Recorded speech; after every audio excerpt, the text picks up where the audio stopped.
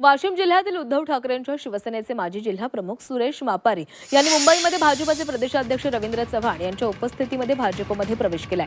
यानंतर उद्धव बाळासाहेब ठाकरे पक्षाचे जिल्हाप्रमुख बालाजी वानखेडे यांची प्रतिक्रिया समोर आली असून शिवसेनेचे सर्व नगरसेवक पदाधिकारी आमच्यासोबत कायम आहेत, आम्हाला कोणताही धक्का बसला नाही असं त्यांनी स्पष्ट केलेलं आहे। तसंच वाशिम जिल्हा बाळासाहेब ठाकरे यांच्यावर प्रेम करणारा असून आम्ही शिवसेनेची ताकद वाढवण्याचा प्रयत्न करणार आहोत असंही त्यांनी म्हटलंय।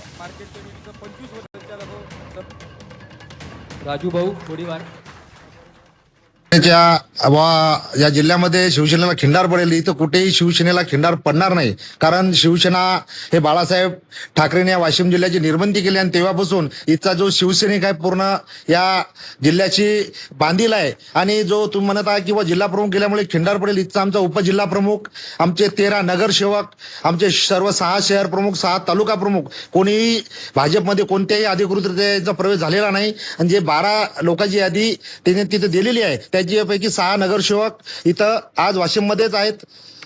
त्यामुळे इथं कुठेही शिवसेनेला खिंडार पडणार नाही।